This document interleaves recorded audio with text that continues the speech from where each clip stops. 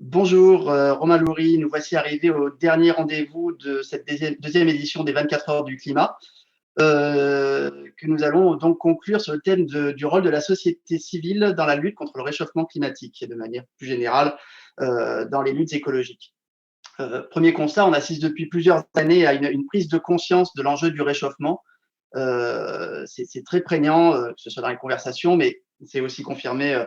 Je pense à un sondage, par exemple, qui a été mené en décembre 2020 par l'IFOP, qui montrait que, et ça a été mené donc après 9 mois de pandémie Covid, que le premier risque perçu par les Français, c'était le réchauffement climatique. Donc, en termes de perception, le réchauffement climatique arrivait parmi les risques les plus importants.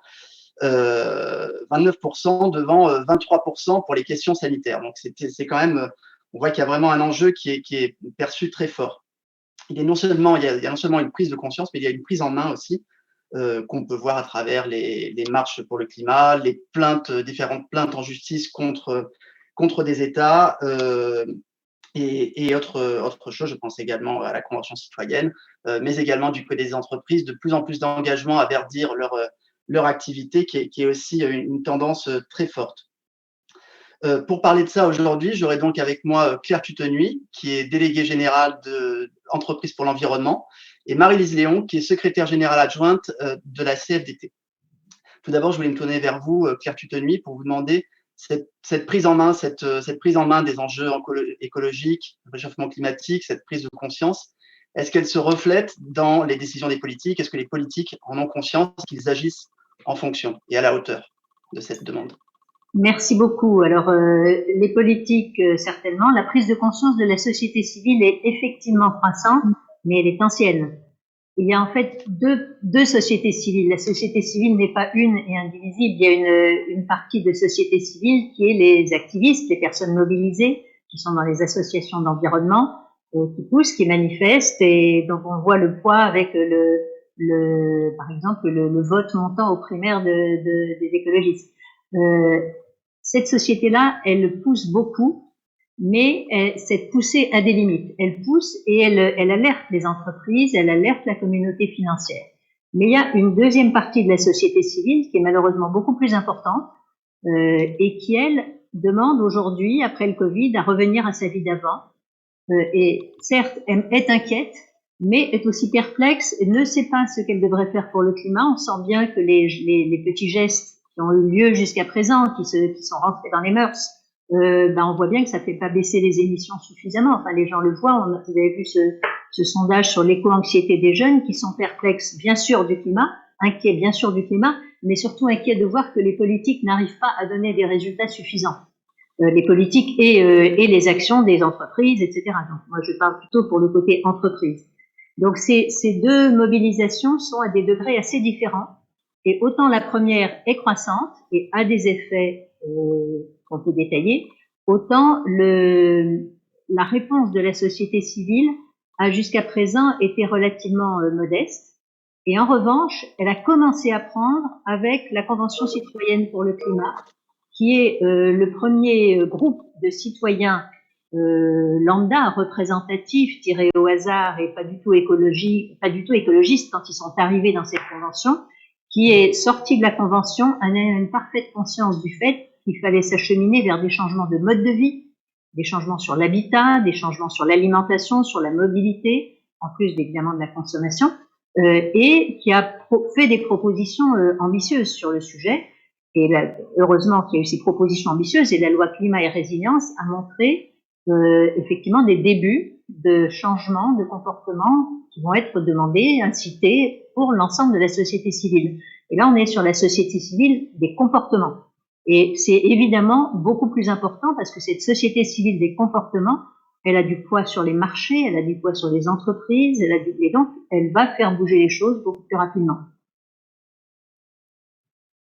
Très bien, merci.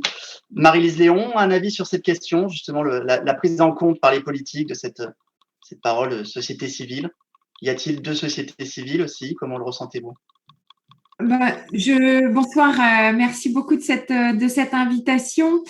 Je ne sais pas si on peut faire deux catégories aussi distinctes et je pense que les frontières peuvent être un petit peu plus floues.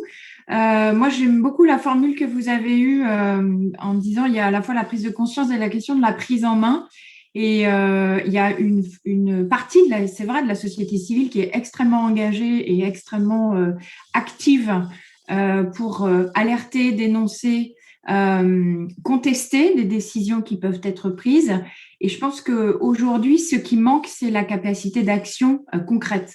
Et l'un des enjeux, je pense, qui va être important dans les mois à venir, parce que je ne sais pas à vous que je vais dire que il y a urgence pour le climat. Je pense que c'est pas anecdotique que votre événement s'appelle les 24 heures pour le climat. il y a à la fois une question d'endurance, mais aussi une question d'urgence. On a, je pense, un besoin d'organisation pour pouvoir permettre à un maximum de citoyens de s'engager dans de l'action concrète. Et des actions de transformation. C'est-à-dire qu'aujourd'hui, on a une partie de la société civile qui est engagée dans l'alerte. Je pense que l'une des étapes qui sera extrêmement importante, c'est comment on s'engage dans de l'action concrète qui permet justement de lutter contre ce réchauffement climatique. Et ça fait partie, je pense, de la responsabilité à la fois des organisations de la société civile qui permettent d'offrir des débouchés concrets. Et puis, c'est, je pense, le meilleur moyen de faire bouger les politiques qui, je pense, ont encore beaucoup de frilosité, malheureusement, à être audacieux, alors que les défis sont phénoménaux.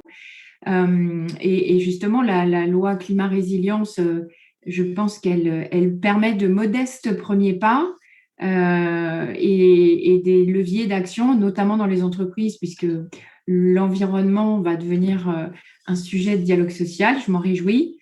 Mais je pense qu'il va falloir rapidement aller plus loin parce que le temps presse et qu'il y a beaucoup, beaucoup de choses à faire. Très bien, merci.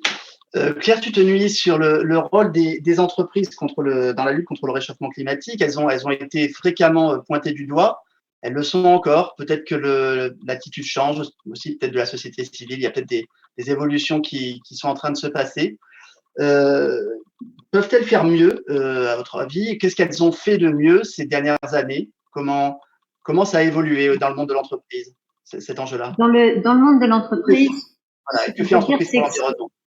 Oui, bien sûr. Alors, Entreprise pour l'environnement, effectivement, c'est une association d'une 60aine de grandes entreprises françaises et internationales de tous les secteurs qui travaillent ensemble avec l'environnement comme moteur de transformation sur ces sujets, sur le climat, la biodiversité et d'autres sujets.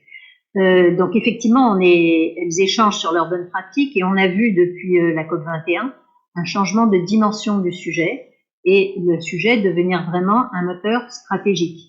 Et ça s'est fait d'abord par la communauté financière. On a vu, il y avait déjà des stratégies pour le climat dans de nombreuses entreprises. Enfin, le véhicule électrique ne date pas d'hier. Il y avait déjà des choses qui étaient prêtes. Mais il y a un mouvement beaucoup plus d'ensemble qui s'est lancé quand la communauté financière a pris conscience et a commencé à mettre dans l'ensemble des dialogues actionnaires, dans l'ensemble des assemblées générales, la question du climat et de ses stratégies climat. Donc il y a eu, et ça date de l'accord de Paris avec la COP 21 à Paris, où on a vu le monde financier dire on sort du charbon et avoir des demandes de fonds, y compris en renonçant à des parties de business, etc., mais des demandes de fonds à l'égard de l'ensemble du monde économique. Les entreprises sont évidemment extrêmement sensibles à ce langage. Ça fait partie de la mobilisation de la société civile. Et ont donc petit à petit pris des engagements, des stratégies beaucoup plus ambitieuses.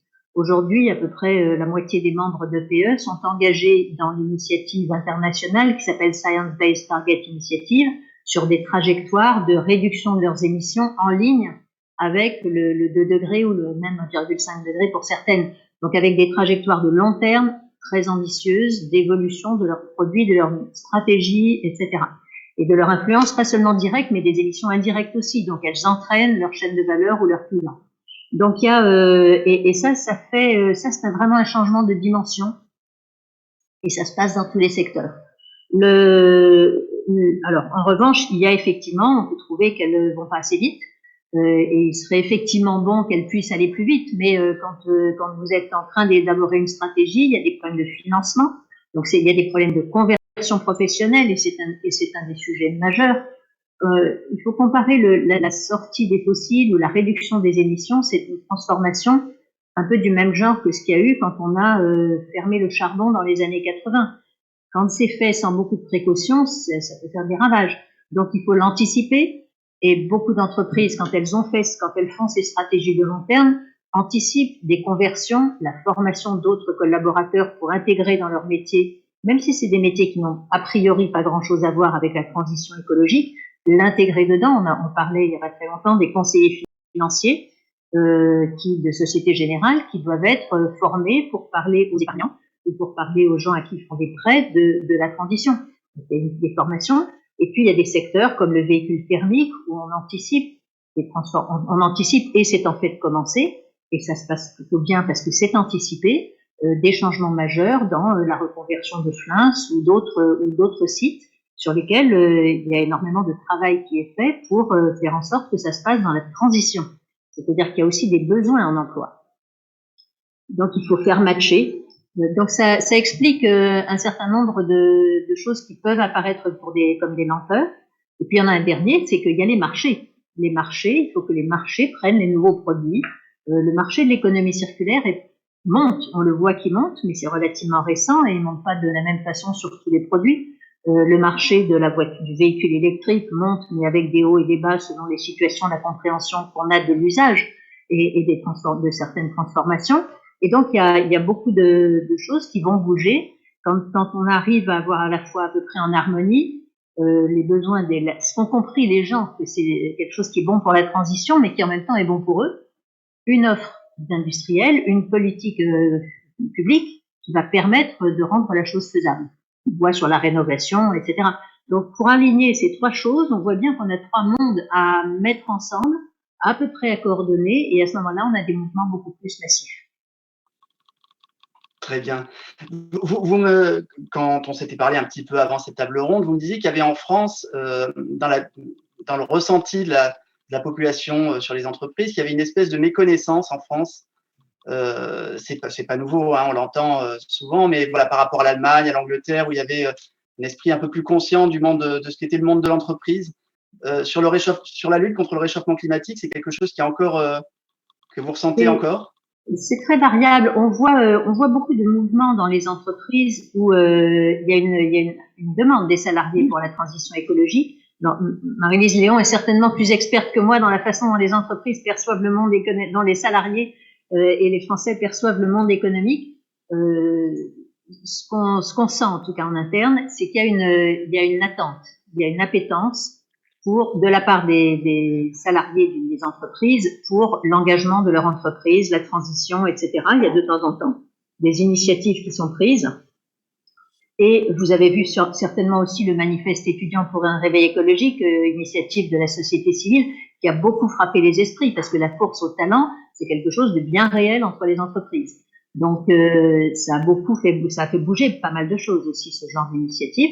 Donc, c'est vrai que dans le discours ambiant, on peut avoir de temps en temps l'impression que oui, on aimerait bien que les entreprises fassent, elles font pas assez. Mais je crois qu'il faut cette transition écologique, elle marchera si on surmonte ces choses-là et si ces trois catégories d'acteurs que j'évoquais, les pouvoirs publics, le monde économique et puis les vrais gens, se disent que c'est tous ensemble ou personne. On peut pas reporter la responsabilité sur les autres. Si tout le monde n'y va pas, on n'y arrivera pas. Si tout le monde y va, on a des chances d'y arriver.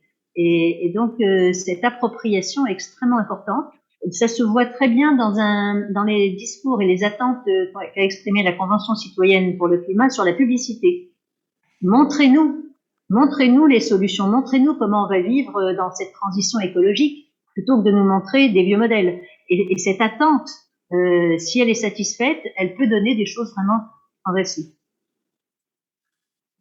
Merci. Marie-Lise Léon, donc issue du monde syndical, la CFDT, vous le ressentez aussi, cette attitude, puisque c'est un peu une culture syndicale, voilà, d'être un petit peu dans cette confrontation entre salariés et monde de l'entreprise, en tout cas dialogue, mais aussi confrontation à certains moments. Cette cette méconnaissance, ou en tout cas cette incompréhension de part et d'autre entre monde de l'entreprise et gens de tous les jours, c'est quelque chose que vous voyez, que, à votre avis, qui est néfaste ou plutôt bénéfique finalement à la lutte contre le réchauffement climatique? Parce que ça peut aussi avoir des bénéfices et justement pousser les entreprises à en faire plus. Alors sur ce point précis, je partage effectivement l'idée qu'on a, mais c'est pas valable, c'est pas uniquement valable sur la perception de ce que les entreprises peuvent faire sur les enjeux de transition écologique. Je trouve que la société en général a une vision assez un filtre assez déformant de ce qu'est la réalité de l'entreprise, et notamment un des biais qui est souvent évoqué, c'est quand on parle de l'entreprise, on fait souvent référence aux employeurs. Or, une entreprise, c'est à la fois des employeurs, mais c'est aussi des salariés qui la constituent. Il y a souvent des biais aussi autour de la taille de l'entreprise. On pointe souvent la question des multinationales, des entreprises du CAC 40. Les entreprises françaises sont pour une très large majorité des petites entreprises, voire des très petites entreprises. Donc, ça soulève beaucoup de fantasmes et beaucoup de stéréotypes qui sont pas forcément réels, mais qui du coup peuvent avoir un prisme déformant. Ça, je le partage absolument. Là où je rebondis sur ce qui a été dit, moi je suis convaincue que les entreprises qui considèrent que la transition écologique peut être un moteur de transformation, elles ont tout compris. Ça ne veut pas dire que je regrette qu'il n'y ait pas plus d'entreprises adhérentes à Entreprises pour l'environnement, comme je peux regretter qu'il y ait un petit peu moins de... Enfin, je pense qu'on pourrait avoir aussi plus d'adhérents à la CFDT, même si on ne se porte pas trop mal. Je pense qu'on a ce qui est intéressant, c'est que nous avons, nous, une vision, alors je dis nous, CFDT, une vision sociétale de l'action syndicale. Et c'est faux que un salarié qui travaille dans une entreprise pour laquelle il va avoir des attentes en tant que salarié, en tant que partie constituante de l'entreprise, il va aussi avoir des attentes en tant que consommateur, en tant que citoyen vis-à-vis des responsables politiques. Et c'est ce continuum que l'on défend. Et chacun a sa place, c'est-à-dire que la CFDT est une organisation syndicale qui a pour objectif de défendre les travailleurs dans le monde du travail. Or, un travailleur, il ne coupe pas lorsqu'il est au travail, il est aussi citoyen, il est aussi consommateur, et donc nous on défend beaucoup cette idée, et notamment dans le cadre de la négociation de l'accord de Paris pour le climat. On avait un slogan de la Confédération européenne des syndicats qui était pas d'emploi sur une planète morte. C'est-à-dire que les salariés sont eux-mêmes les premières victimes du réchauffement climatique, alors dans des pays qui ne sont pas forcément encore aujourd'hui en Europe, quoique. Donc, la transition écologique, c'est une nécessité. Le réchauffement climatique, c'est déjà une réalité pour beaucoup de citoyens, mais ça l'est aussi pour des travailleurs qui voient leur activité, leurs emplois évoluer, voire disparaître. Et dans le cadre de cette transition écologique, nous, on est convaincus, ça a été évoqué, l'emploi, les compétences sont une clé de réussite de cette transition écologique. Parce qu'il n'y aura pas de transition écologique de qualité sans des salariés qui bénéficient de bonnes conditions d'emploi, qui sont accompagnés, qui ont des compétences, parce que c'est un nouveau monde qui s'ouvre aussi pour de nombreux salariés, des nouveaux métiers.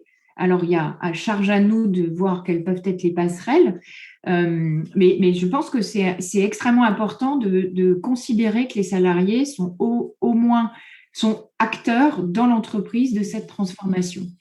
Et l'un des autres, donc ça c'est ce sur quoi on travaille, on dialogue, on se bagarre parce qu'on peut dialoguer, ne pas être d'accord, et c'est bien le fondement du syndicalisme, c'est de porter un avis contradictoire, pas pour le plaisir, mais parce qu'il y a des intérêts divergents et qu'il faut trouver du consensus. Voilà. L'une des autres, et là où on est extrêmement clair, donc c'est qu'on a une vision sociétale de l'action syndicale et que on s'est associé également avec d'autres acteurs de la société civile pour faire des propositions, et notamment, on y reviendra peut-être tout à l'heure au moment de la crise des Gilets jaunes, où là, on a eu l'exemple, flagrant que lorsqu'on oppose justice sociale et transition écologique, que l'un se fait au détriment de l'autre. Oui, tout à fait. C'est un point sur lequel je voulais revenir peut-être un peu plus tard sur les freins à la transition. Démocratiquement, c'est extrêmement dangereux. Donc, voilà. Et c'est possible de concilier, enfin, c'est nécessaire et c'est possible de concilier transition écologique et justice sociale. Je voulais rester un petit peu sur le rôle des salariés dans l'entreprise. On voit de plus en plus un mouvement de salariés qui demandent à leur entreprise de faire plus pour l'environnement. Vous disiez tout à l'heure, Marie-Lise Léon, que ça rentrait dans le champ de la loi climat et résilience. Comment les syndicats peuvent accompagner ce mouvement qui est un petit peu hors de leur mission historique? Comment s'y prendre? Est-ce qu'ils sont conscients de ce mouvement et qu'est-ce qu'ils ont prévu pour l'accompagner? Alors, c'est hors mission historique, mais je dois dire que depuis 2007, le Grenelle de l'environnement, à l'époque, la CFDT demandait déjà à ce que dans les comités d'entreprise, alors maintenant ça s'appelle les CSE, les comités social, conseil social et économique, la dimension environnementale va être un des sujets de débat. Et là où c'est intéressant, c'est qu'on a enfin le troisième pilier qui intègre les débats de façon officielle et donc structurée, puisque le droit donne des outils pour pouvoir faire en sorte que ce dialogue puisse se nouer.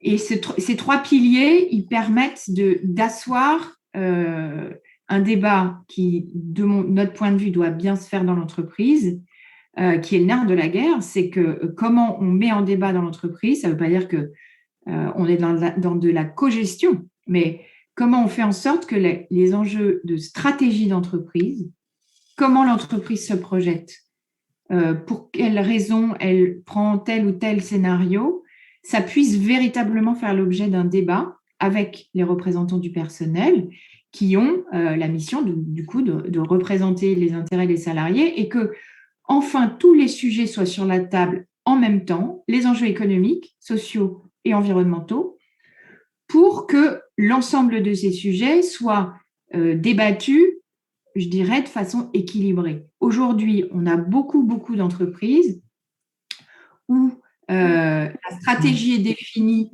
au regard de critères économiques. On a quand même du mal à quitter ces lunettes économiques et financières. Et on a souvent vu, du coup, des débats sur des conséquences sociales de choix économiques en débat dans les entreprises. Là, nous, l'idée que l'on défend, c'est que ce pilier environnemental, il va ni plus ni moins que venir compléter la façon dont les débats vont pouvoir se faire sur les orientations stratégiques. Et ce n'est pas tous les 4 matins, hein, je vous rassure, c'est organisé dans le cadre d'un dialogue régulier. Mais, et du coup, comment on embarque les et comment on tient compte, bien entendu, la nécessité d'avoir des ambitions environnementales à la hauteur. Donc, c'est un des outils, la loi climat résilience, en faire un objet de dialogue social et accéder à des informations régulièrement sur l'impact environnemental de l'entreprise. Très bien. Merci. Je voulais ensuite conclure, finir un peu aller vers la fin de cette table ronde en parlant des freins Peut-être si je peux quand même ajouter un petit point sur l'emploi, c'est que j'ai peut-être donné l'impression que c'était une perte d'emploi. Globalement, la transition écologique climatique, elle est plutôt bonne pour l'emploi, globalement. C'est-à-dire qu'il y a énormément de nouveaux métiers. Il y a des métiers qui ferment, mais il y en a d'autres qui se créent. On pense à la rénovation, à l'électrification des transports, aux services, l'économie circulaire. Donc, il y a beaucoup d'emplois qui se créent et il ne faudrait pas que le public s'imagine qu'on est dans une baisse du niveau d'emploi. Au contraire, hein. Donc, voilà. Non, mais on va être dans des mouvements massifs d'un secteur à l'autre et c'est aussi, Voilà. voilà, ça demande une planification et un accompagnement qui va être, qui n'a pas été, Donc, comme vous beaucoup parliez tout à l'heure, de d'anticipation, préparation, de travail, de formation, ouais, etc. De conversion et formation et du travail territorial également. Hein. C'est pas des exactement. choses qui sont générales et homogènes absolument partout. Mais globalement, il y a beaucoup d'opportunités et des opportunités bonnes pour l'emploi. Très bien. En tout cas, ça va être probablement l'un des freins au changement. En tout cas, l'une des difficultés qui vont se poser et qui se posent déjà, mais qui vont continuer à se poser peut-être de manière de plus en plus aiguë. Il y a évidemment donc voilà, cette question de l'emploi. Il y a évidemment aussi la question tout simplement de changer, du changement de nos habitudes. Est-ce qu'on est prêt à manger moins de viande, à partir, à moins prendre l'avion, à faire attention, à prendre plus le vélo, en quoi que ça c'est encore bien embranché maintenant, mais aussi, voilà, tout simplement la peur de payer, et puis on le voit par exemple, c'est ce qui s'est passé pour les gilets jaunes. Donc il y a vraiment beaucoup de choses qui risquent de poser problème. Comment vous pensez qu'on peut lever ces freins? Comment, Claire Tutenuy, comment on agit pour finalement pour que tout ça ne Non. nous entrave pas dans les 10 années qui viennent et qui sont vraiment cruciales? C'est une très bonne question et il y a beaucoup de freins parce que les gens n'ont pas. Enfin, je crois que la réponse, ça va être l'anticipation. C'est-à-dire que des chocs de prix sur des prix des énergies, comme ça paraît être le cas au moment des Gilets jaunes, parce que les Gilets jaunes, le projet d'augmentation de la taxe est arrivé en même temps qu'il y avait une hausse du prix du pétrole. Donc, ça a donné effectivement une espèce de choc qui n'avait pas été anticipé. Donc, la question de l'anticipation est majeure, de façon à ce que les gens aient eu le temps de se préparer à cette transition. Et donc, le récit collectif de ce que va être cette transition nous paraît une des conditions essentielles pour pas qu'il y ait des obstacles, parce que les changements brutaux sont beaucoup plus difficiles que les changements anticipés.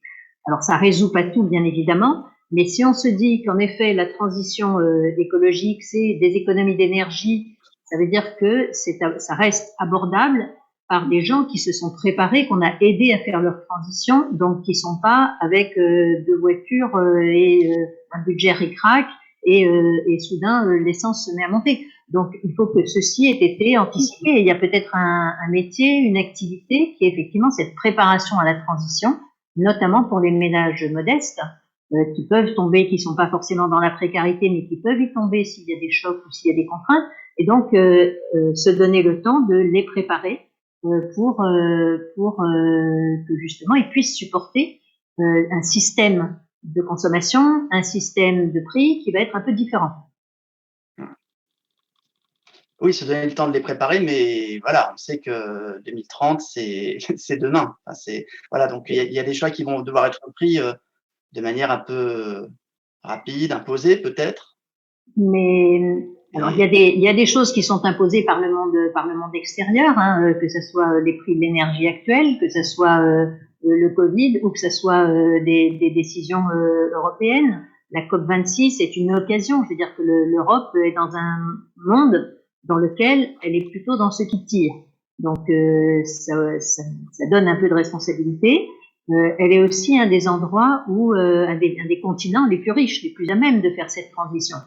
Et donc, c'est à elle de définir des modes de transition, des modes de vie nouveaux, des modes de gouvernance et d'appui à la transition des plus précaires et d'explication pour qu'il n'y a pas que les plus précaires, pour que la majorité de la population comprenne dans quel sens on va, à quoi ça ressemble. Est-ce que c'est la question qu'on posait il y a 5 ans, c'est est-ce que c'est la hutte et la bougie? Les travaux qui ont été faits depuis 5 ans, depuis l'accord de Paris, montrent que non. C'est des modes de vie qui sont diversifiés, qui sont agréables, qui sont confortables, mais effectivement qui requièrent de la préparation et de l'investissement et qui peuvent être faits.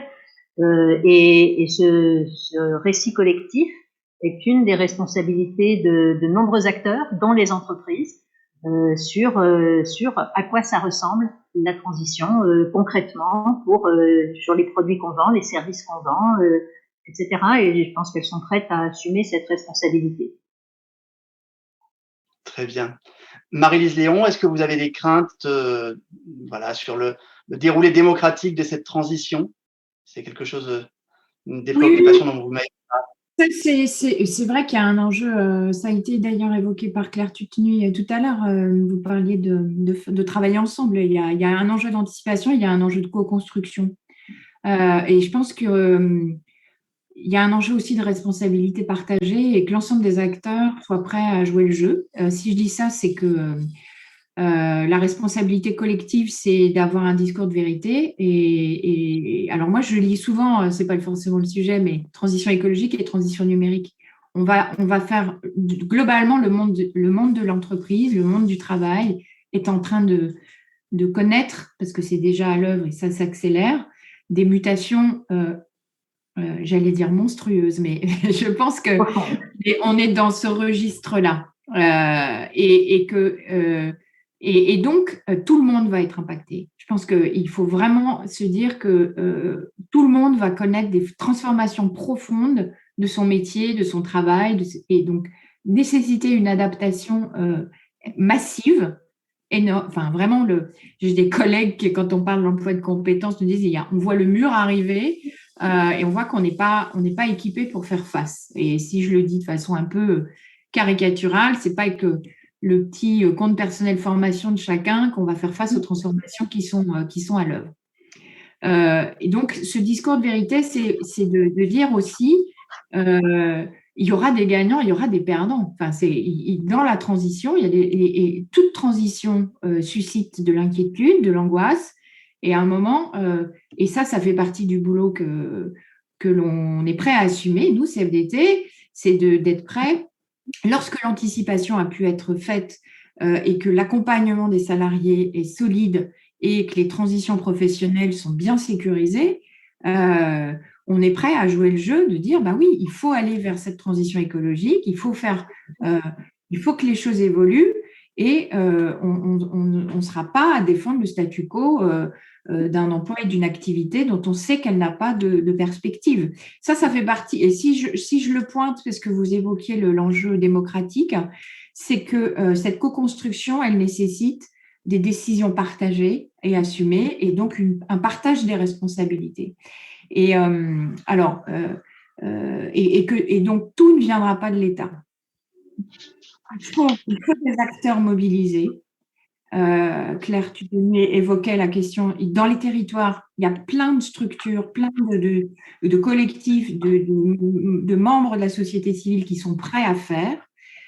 Il faut leur faire confiance et avoir profiter de cette capacité d'entraînement pour embarquer le plus grand nombre. Et ça, c'est un véritable enjeu parce que le risque, c'est que ceux qui vont voir le mur arriver sans solution, et c'est un petit peu ce qu'on a pu connaître dans le cadre de la crise des Gilets jaunes, effectivement, des personnes qui n'avaient pas d'alternative, à qui on a expliqué il va y avoir une augmentation du prix et de vos dépenses, et c'est comme ça, c'est pas autrement. Donc, ça nécessite un accompagnement. Ça nécessite des transitions, ça nécemment des moyens dédiés à ces transitions pour se dire,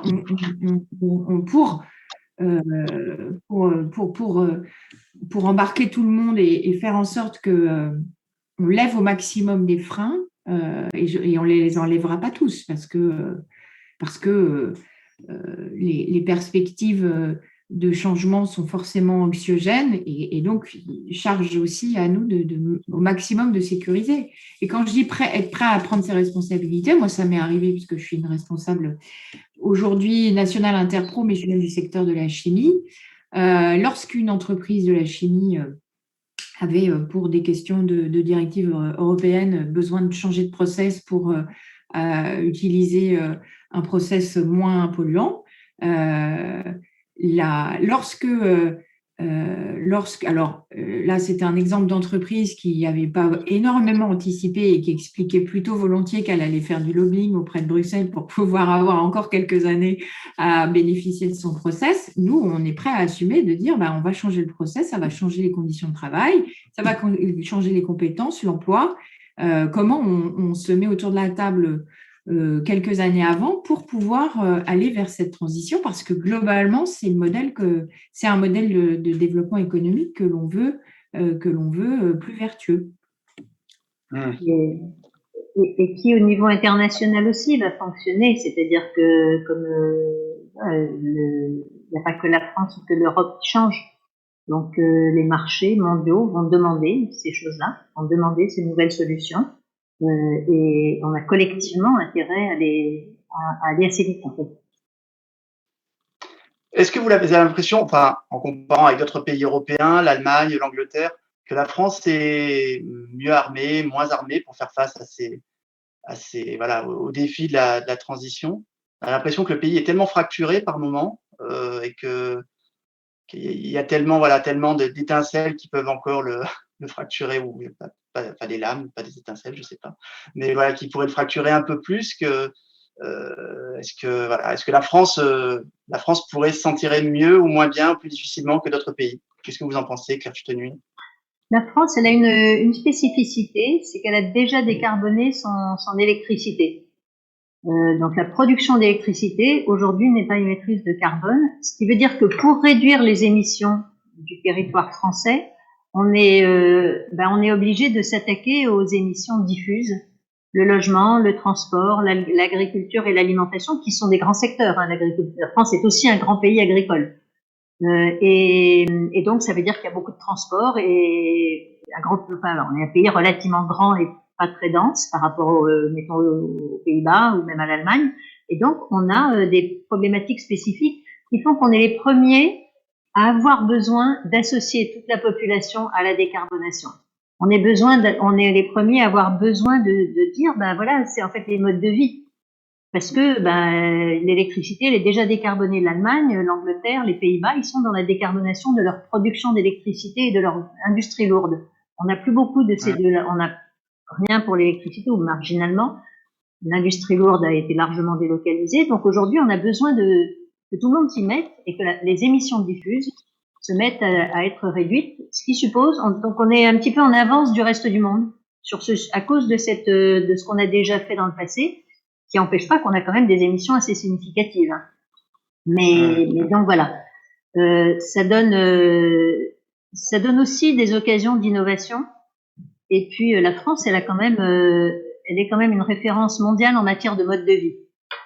Et donc elle est regardée. Et là aussi, on a des occasions d'innover. On sera imité dans la façon dont on trouvera les bonnes solutions co-construites, acceptées. Donc c'est aussi une occasion de resserrer la collectivité nationale autour d'un projet commun qui est des modes de vie agréables mais décarbonés.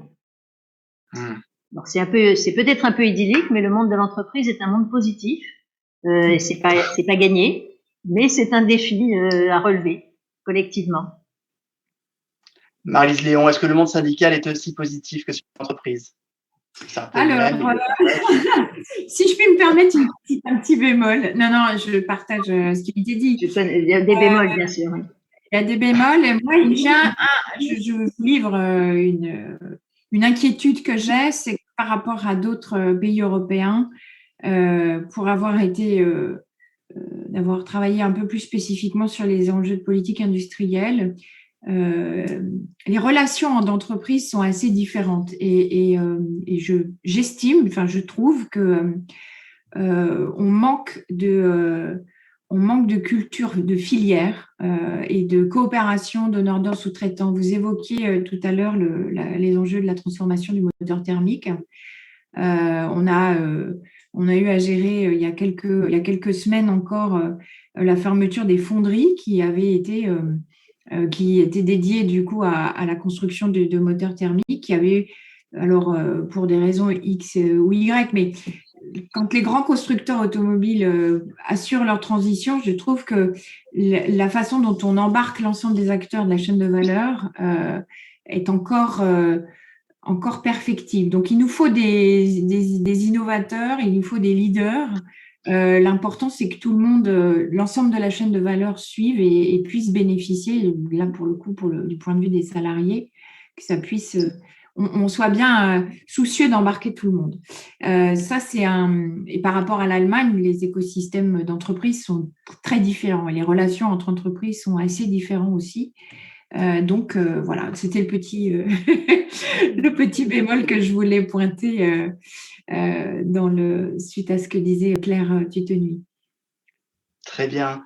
Merci. Je crois qu'on s'approche, on n'est plus très très loin de la fin de cette table ronde. Je vais vous demander peut-être de conclure par voilà, un message. Qu'est-ce que vous pourriez dire aux auditeurs des 24 heures du climat?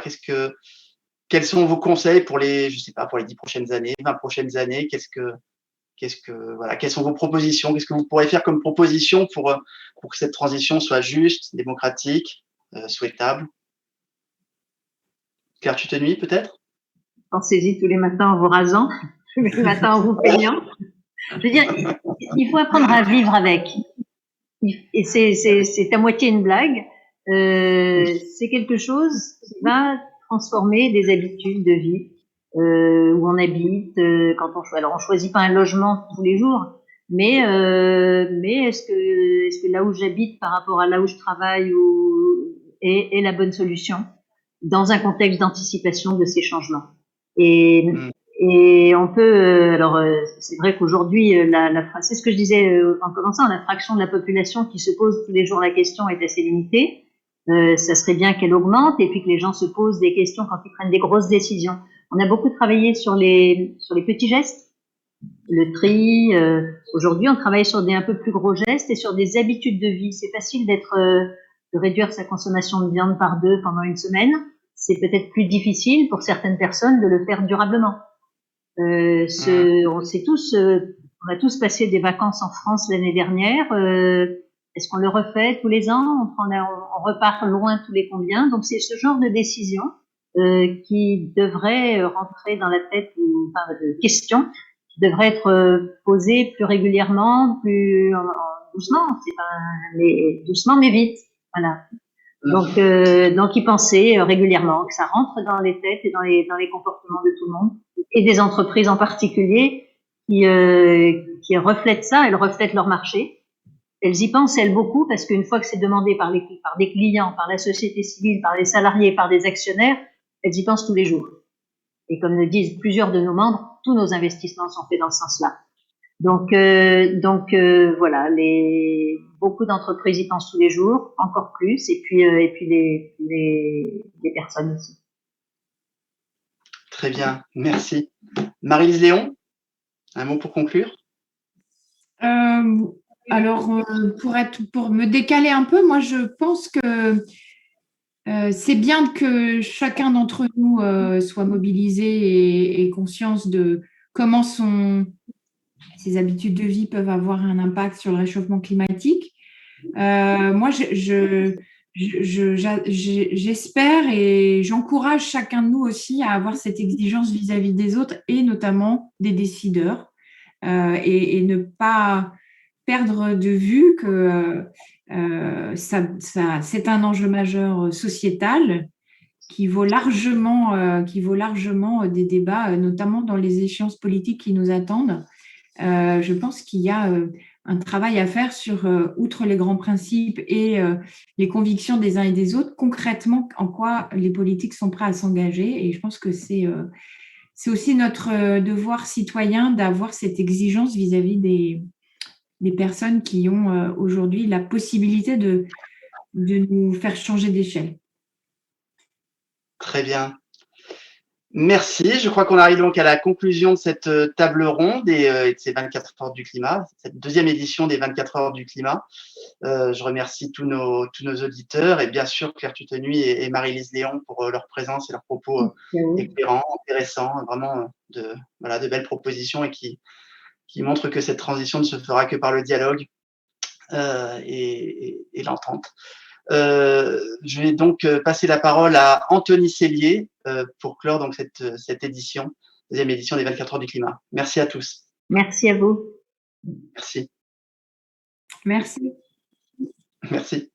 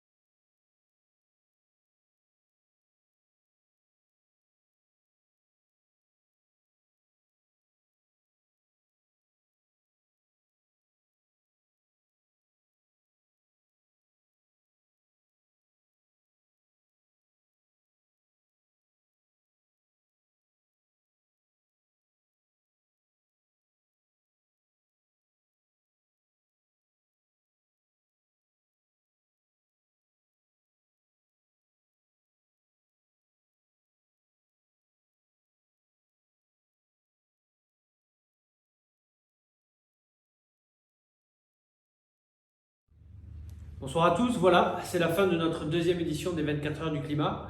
Je voulais tout d'abord remercier l'ensemble des participants qui ont su se rendre disponibles au cours de ces dernières 24 heures. Nous avons eu des échanges riches sur des sujets majeurs dans le cadre de la transition écologique en France et de l'impératif climatique. J'en profite pour vous rappeler que l'ensemble des débats et les keynotes seront disponibles dans quelques jours sur la chaîne YouTube des 24 heures du climat et qu'un compte-rendu de l'événement sera également disponible en accès libre. L'organisation de cet événement est le fruit d'un travail collaboratif de plusieurs mois. Merci donc à tous les partenaires de l'organisation de ces 24 heures, le réseau Action Climat, Entreprises pour l'environnement, l'I4C, l'ADEME, le soutien du Haut Conseil pour le climat et le haut patronage du président de l'Assemblée nationale.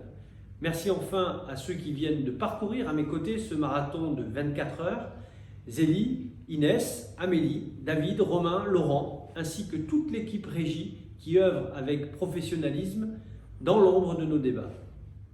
Nous espérons que cet événement vous aura permis de mieux appréhender le défi climatique auquel nous devons faire face, que vous aurez appris ou compris des positions de chacun. Reste à vous remercier de nous avoir suivis durant ces 24 heures d'échange, en espérant vous revoir lors d'une prochaine édition. À très vite.